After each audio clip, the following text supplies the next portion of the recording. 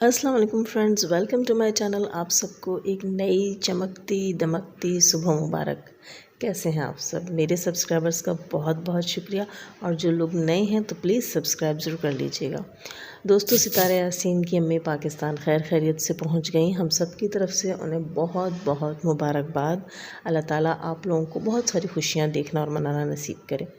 इसके बाद मैं कहूँगी कि सितारा यासीन की अम्मी जो हैं, उन्होंने जैसे ही पाकिस्तान में कदम रखा, बल्कि उनके पाकिस्तान में कदम रखने से पहले ही बहुत सी कंट्रोवर्सीज स्टार्ट हो चुकी थी, जो कि होनी थी, और हमें पता था कि ऐसी चीज़ें होने वाली हैं। खैर, तो बात करते हैं कि सितारा यासीन की अम्मी जब पाकिस्तान पहुंच चुकी हैं, उसके बाद की कंट्रोवर्सीज़ में तो ऐसी ऐसी चीज़ें स्टार्ट हुई हैं कि मुर्दे भी बोल पड़े, चीख पड़े और चीखो पुकार करने लगे। कैसे, वो मैं आपको आगे चल के बताती हूँ। आज का मेरा ये रिएक्शन जो है, ये बहुत आप इंजॉय करने वाले हैं, तो प्लीज़ आप इसको फुल वॉच कीजिएगा। बहुत मज़े की बातें होने वाली हैं। दोस्तों, सितारा यासीन की अम्मी को लेकर हेटर्स ने जो कंटेंट क्रिएट किया है, उसमें सबसे पहली चीज़ उन्होंने कंटेंट की है जो आज की तारीख में हुई है, जो आज के लिए हुई है, कल से स्टार्ट हो चुकी हैं ये चीज़ें, कि सितारा यासीन की अम्मी ने जो है वो आते साथ ही अपनी बेटी के साथ जुल्म कर दिया। जी बिल्कुल, यहाँ इशारा दे रहे हैं वो लोग रुबीना आंटी की तरफ। तो रुबीना आंटी को ऐसे पोर्ट्रे किया जा रहा है जैसे कि वो सितारा यासीन आंटी सितारा यासीन की सौतेली बहन है, आंटी की सौतेली बेटी हैं। हालांकि ऐसा तो नहीं है, लेकिन ऐसा क्यों पोर्ट्रे किया जा रहा है? सिर्फ़ और सिर्फ कंटेंट के लिए ऐसा शो किया जा रहा है। ऐसे दाएं बाएं चीखे हैं वाईटी के ऊपर, जैसे सितारा यासीन की अम्मी जो हैं वो सऊदीया से अपने साथ डायमंड सेट्स ले आई थी, और एक नहीं दो दो लेकर आई थी, और दोनों के दोनों उन्होंने उठाकर सितारा को दे दिए, जबकि एक पे रुबीना का हक था। ऐसे शो किया जा रहा है, यानी कि कोई ख़ास किस्म का ऐसा हक था, ऐसा गिफ्ट था, ऐसी कोई स्पेशल चीज़ थी जिससे रुबीना को महरूम रखा गया। ये सब शो करवाया जा रहा है। रुबीना आंटी कहती हैं कि मुझे बताया नहीं गया कि मेरी अम्मी आ रही हैं। तो रुबीना आंटी, आप और आपकी बेटी जिस ड्रामा क्वीन का साथ दे रहे थे, वो ड्रामा क्वीन जो है वो एक दिन पहले, बल्कि 2 दिन पहले ही वाईटी के ऊपर चर्चा कर चुकी थी कि उनकी अम्मी कब पाकिस्तान पहुंचने वाली हैं। तो आप अब ये ड्रामेबाजियाँ तो ना करें। अब इस उम्र में तो आपके साथ ड्रामेबाजी सूट नहीं करती। जब वो पूरी दुनिया को बता चुकी है, तो अपने खबरियों को उसने क्यों नहीं बताया होगा? यकीनन आप जानती थी, लेकिन आप और मामू कोई भी मौका हाथ से जाने नहीं देते। हर चीज़ का भरपूर फ़ायदा उठाते हैं, हर चीज़ को कैश करते हैं, और फिर गोलू मोलू बन के बैठ जाते हैं कि हम तो बिल्कुल अल्लाह वाले हैं, हमें तो कुछ मालूम नहीं। वाकई, वैसे आप जैसे 2-4 अल्लाह वाले और हो गए तो क्या हाल होगा। खैर दोस्तों, अब बात करते हैं, इस चीज़ को मैं आगे लेकर चलूँगी और मज़ीद इस पर आगे बात करूँगी। बीच में मैं थोड़ी सी बात करना चाहूँगी बेबो आंटी की। एज़ यूजुअल आजकल बेबो आंटी का जो है वो, उनकी कंट्रोवर्सी जो है वो स्टार्ट हुई हुई है वाईटी के ऊपर। उन्होंने खुद स्टार्ट करवाई है। अब इसके ऊपर तो बात बनती है, क्योंकि हमारे ऑडियंस सुनना चाहते हैं। दोस्तों, बेबो आंटी को जितना ज़्यादा उनके हस्बैंड रोक रहे हैं कंट्रोवर्सीज़ में पड़ने से, बेबो आंटी पीछे बिल्कुल भी नहीं हट रही। जहां वो अपना रोना धोना और अपनी ये सारी चीज़ें लेकर इतने दिन से चल रही हैं, वहीं बेबो आंटी ने आज एक चीज़ की कि उन्होंने कल रात में, मैं आज बना रही हूँ ये वीडियो, उन्होंने कल रात में एक चीज़ की कि वो दोबारा से कूदी हैं सितारा वाली स्टोरी के अंदर, इस टॉपिक के अंदर दोबारा से कूदी हैं, जिस चीज़ के लिए उनके हस्बैंड ने उन्हें सख्ती से मना कर रखा था। पहली बात तो मैं ये कहूँगी कि बेबो आंटी, आपकी इन सारी हरकतों से पता लगता है कि आप अपना घर बचाने के मूड में बिल्कुल नहीं हैं, और चवी साहब की टांगें तोड़ना लगता है आपको अब पड़ ही जाएंगी, क्योंकि आपने कहा है ना कि अगर वो आपको छोड़ेंगे तो आप उनकी टांगें नहीं छोड़ेंगी। खैर दोस्तों, ये तो हो गई थी बात कि बेबू आंटी को इस कंट्रोवर्सी से बच के रहना चाहिए था, उन्हें इस चीज़ में नहीं पड़ना चाहिए था। लेकिन बेबू आंटी कहती हैं कि वो बहुत दुखी थी, बहुत गमगीन थी, और उनसे अपना गम और दुख जो है वो बर्दाश्त नहीं हुआ।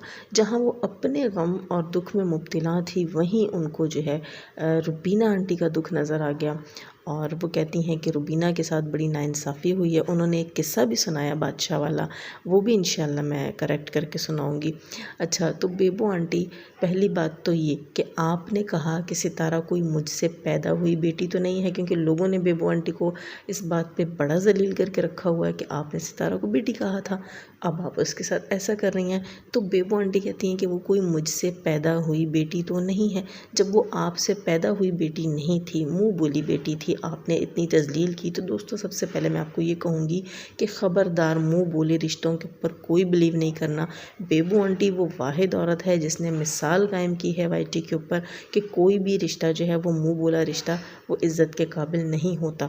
लेकिन माँ बेटी के रिश्ते की मिसाल दी जाती थी कि माँ कोई किसी को बेटी बोल दे या कोई किसी को माँ बोल दे तो फिर उसकी लाज निभानी पड़ती है, क्योंकि माँ लफ्ज़ जो है वो एक लफ्ज़ नहीं है, उसके अंदर एक मैं कहती हूँ कि एक पूरी दुनिया आ जाती है, एक पूरा मिजाज आ जाता है, एक पूरा एहसास आ जाता है।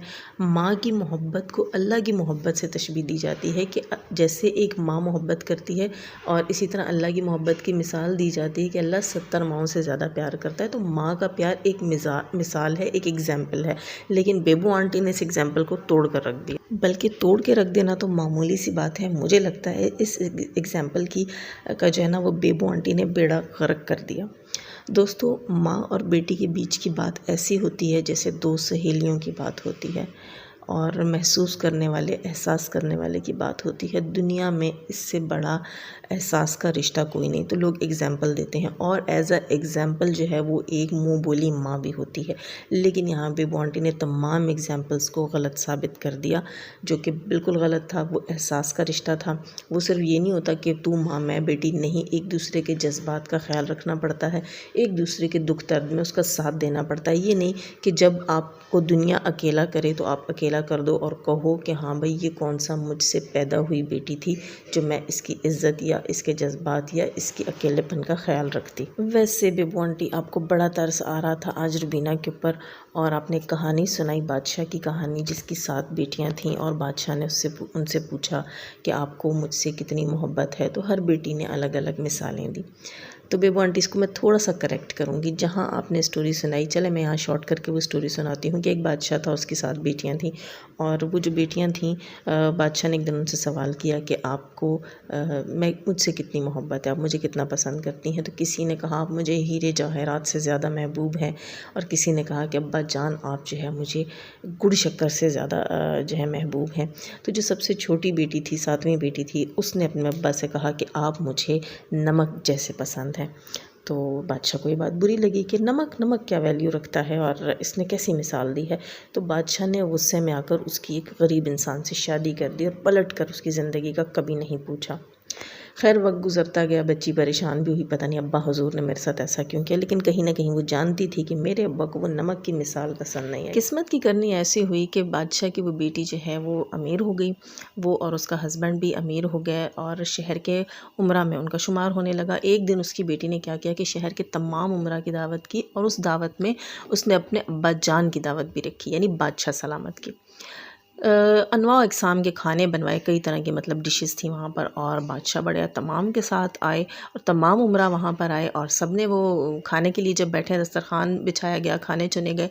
जब वो सब खाना खा रहे थे तो वो हैरान थे, लेकिन सब खामोश थे। उन सब ने खामोशी से खाना खाया और खाने के बाद जो है बादशाह की बेटी आई और अपने चेहरे पर उन्होंने निकाब कर रखा था और आकर कहती हैं कि आप सब बताइए आपको आज की दावत कैसी लगी और ये अनवा इकसाम के खाने जो हैं कई तरह के खाने थे, तो ये आपको खाने कैसे लगे। तो उन सब ने कहा कि आपने बहुत अच्छी दावत की, बहुत अच्छे से कोशिश की, लेकिन कोई भी खाना जो है वो हमें जायकेदार नहीं लगा, हर खाना हमें फीका और बदमज़ा लगा। तो बादशाह की बेटी ने कहा क्यों, आपको ऐसा क्यों लगा, मैंने तो बहुत मेहनत से सब कुछ बनवाया था। तो उन सब ने कहा, सारे मेहमानों ने कहा और बादशाह ने भी कहा क्योंकि आपके खानों में नमक नहीं था, जिसकी वजह से आपके दस्तरखान का कोई खाना भी जायकेदार नहीं था। ये सुनते ही बादशाह की वो जो बेटी थी उसने अपने चेहरे से नकाब उतारा और अपने अब्बाजान से कहा कि देखें अब्बाजान, आपको पता चला नमक की क्या वैल्यू होती है, इसीलिए मैंने आपसे कहा था कि आप मुझे नमक की तरह प्यारे हैं। यानी कि नमक के बग़ैर जो है वो ज़िंदगी अधूरी है, जायका अधूरा है, क्योंकि देखिए खाना नहीं है तो ज़िंदगी नहीं है और नमक नहीं है तो खाना नहीं है।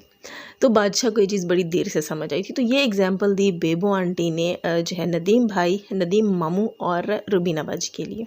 कि वो नमक की मिसाल हैं और माँ के साथ जो है उनको ऐसे ऐसे अटैच किया। खैर उनको सही लग रही होगी एग्जाम्पल, लेकिन इसमें थोड़ी सी जो चीज़ें हैं वो नमकीन खीर तक ले गई थी बेबो बात। तो बेबो आंटी नमकीन खीर जो है वो नमकीन खीर मैं भी बहुत अच्छी बनाती हूँ, मुझे भी बहुत पसंद होती है, लेकिन हर किसी को पसंद नहीं होती। जैसे कि मुझे पसंद है लेकिन मेरी मम्मा को नहीं पसंद।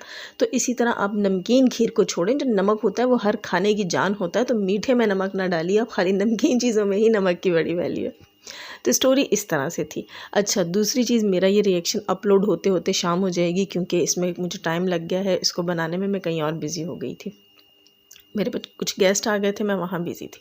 अच्छा दोस्तों, अब मैं बात करूँगी सबसे अहम इस चीज़ की, इस आज के रिएक्शन की, जो मैंने कहा था कि जनाब मुर्दे भी बोल पड़े, मुर्दे भी चीख पड़े। आपको याद होगा कि मामू जान ने कहा था कि मैं इनके लिए मर गया हूँ, ये मेरे लिए मर गए। कहा किसके लिए था? सितारा यासीन और उनकी फैमिली के लिए, और इसके अलावा अपने भांजों के लिए भी, यानी दिलबर और बाबर के लिए। अब मामू जान जो है वो अपनी वालदा से मिलने के लिए नहीं गए कराची, और मामू जान ने कहा है कि मैं उनसे मिलने जाऊंगा भी नहीं। उनके आने की मुझे बहुत खुशी है लेकिन मैं मिलने नहीं जाऊंगा, क्योंकि उन्होंने आपस में उनकी बात हुई थी कि हम तुम्हारे लिए और तुम हमारे लिए मर गए। तो मामू जान ने कहा कि मैं उनके लिए मर चुका हूँ, इसलिए मैं अपनी माँ से मिलने नहीं जाऊंगा। लेकिन माँ के पाकिस्तान पहुँचते ही मुर्दा भी चीख पड़े, और जो मामू खुद को मरा हुआ बता रहे हैं वो भी माँ से गिले शिकवे करने लगे और फिर से कहने लगे, हाय मेरी बीना, मेरी रुबीना, वो नहीं पहुंच सकी माँ के पास। तो रुबीना आंटी, जब आप अपने बेटों की सेलिब्रेशंस में पहुंच जाती हैं तो आपका काम था कि आप अपनी माँ को भी जाकर मिल लेती, लेकिन नहीं, ड्रामा तो क्रिएट करना है, कंटेंट तो बनाना है ना। नॉटी मामू and naughty Rubina aunty, sorry to say. अच्छा, नाराज़ मत होइएगा, क्योंकि हकीकत यही है।